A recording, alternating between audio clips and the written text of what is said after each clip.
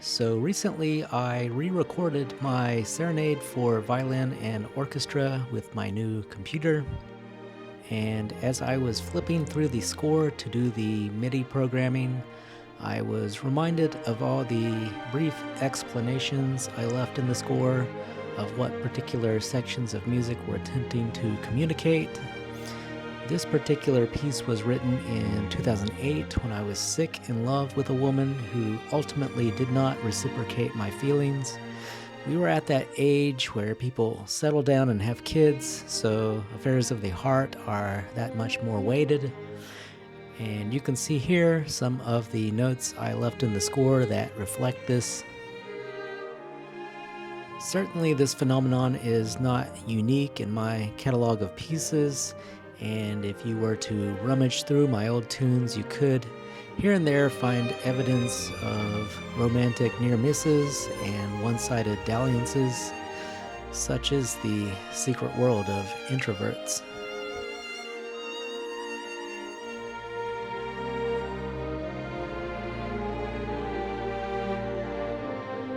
But this got me thinking, what pieces are out there inside my favorite classical genre, that of early 20th century British composers, that are inspired by love, longing, heartbreak, and all the fortunes and misfortunes of attraction? Or at least which of their tunes provide some emotional sense to the listener that what they are hearing is akin to that dopamine rush, that turmoil, that exhilaration of interacting with a potential lover, regardless of what the composer had in mind.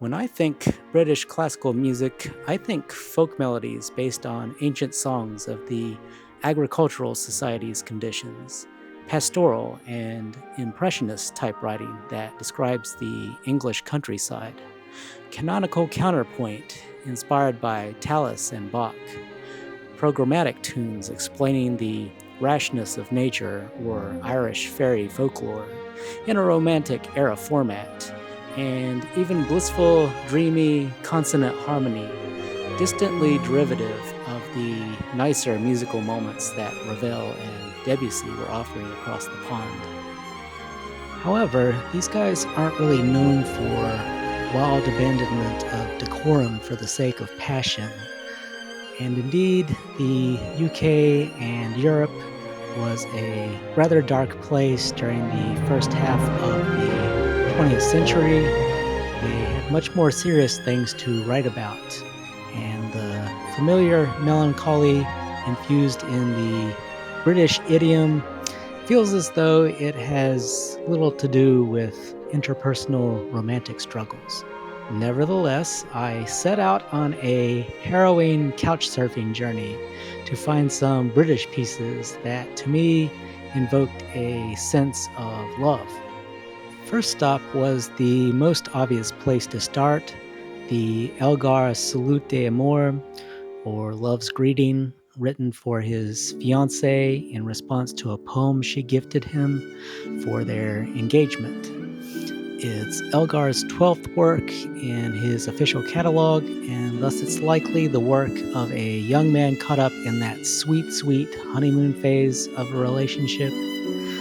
However, listening through the piece, it felt too mechanical with its small and symmetric opening phrases and happy, bouncy piano accompaniment. There's a certain depth it lacks, such that it is unable to explain what it is to be fully invested in another being. If you had told me this piece was actually about a child playing with a toy train on the floor, I would believe you. And this is going to be a common theme among the pieces in this video. What I think they sound like is often at odds at what they were actually inspired by. 58 works later, Elgar gives us sospiri, or sighs in Italian. Word on the street is that this tune was inspired by the impending gloom and sobriety of the First World War on the 1914 horizon. But if you listen closely and not be so swayed by consensus, you may find this is a work of heartbreak, both from that which is painful, like a jilted lover knows, and that which is delirious, as where you caught up drunk in the eyes of a closely held lover, and you die from their beauty.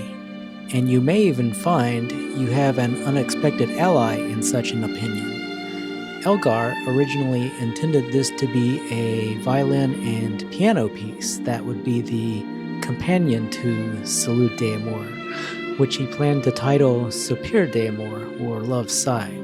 Pay particular attention to how he uses dynamics in the piece's secondary phrases. These feel like waves of emotion cresting and receding as one falls deeper in love with another directly before them.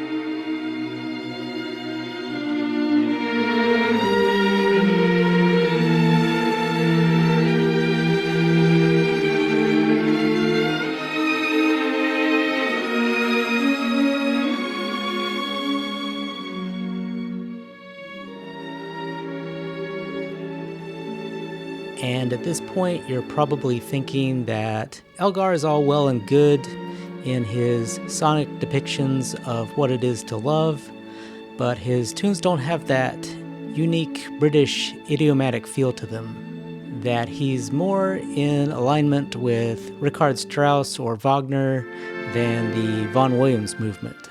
So let's examine the latter next to see if this quintessential British composer can offer us anything compelling on the subject.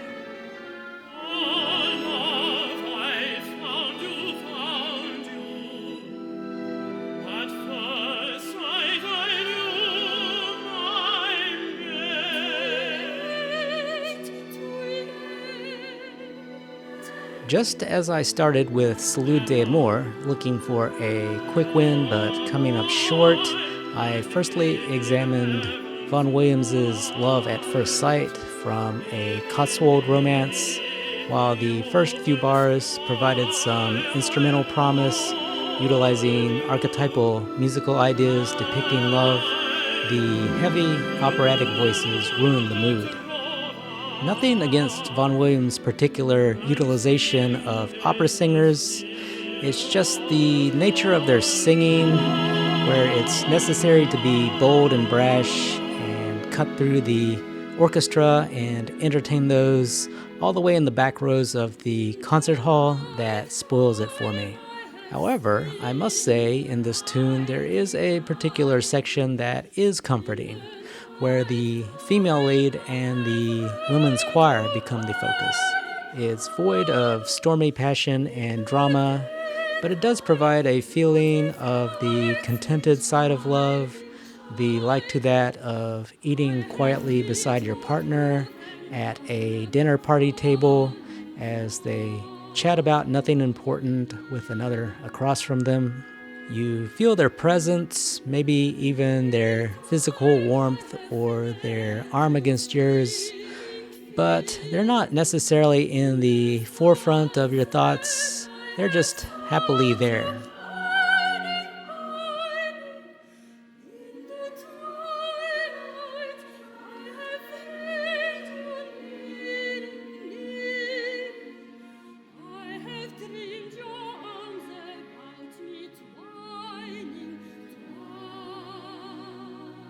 One of the main themes in Vaughan Williams's second Norfolk Rhapsody also provides that notion of finding love in those smaller, cherished moments. But for the sake of time, let's direct our attention to likely the most powerful symphonic moment in all of Western music. This occurs in the lento movement of Vaughan Williams' Second Symphony, his London Symphony. In the middle of the piece, he provides two climactic moments, the first being a smaller reflection of the second, and in that second iteration, you find these giant walls of sound swelling up and receding, built around simple triadic harmony. The climax progresses forward through a series of modulations designed to sustain it further and further, such that your emotions burn white hot. And if you're being honest with yourself, the only avenue to reconcile this overwhelming battery of love and pain is to allow yourself a few tears to break across your face in that moment.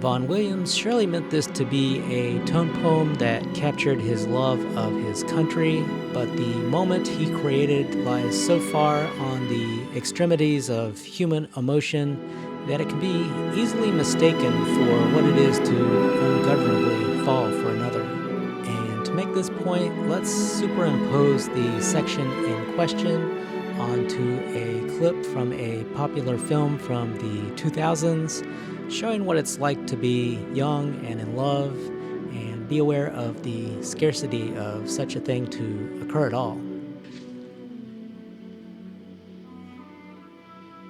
So stupid.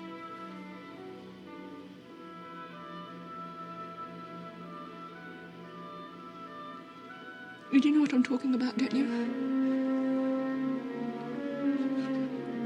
You knew before I did. Why are you crying? Don't you know? Yes, I know exactly.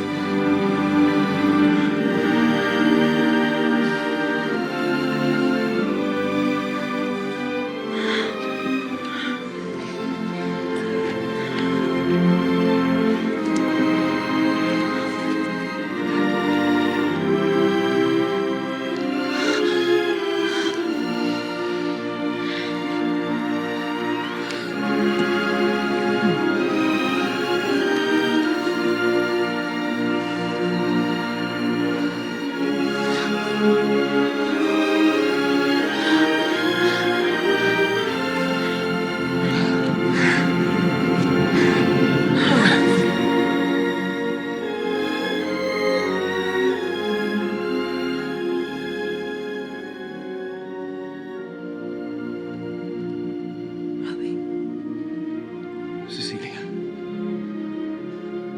I love you. I love you.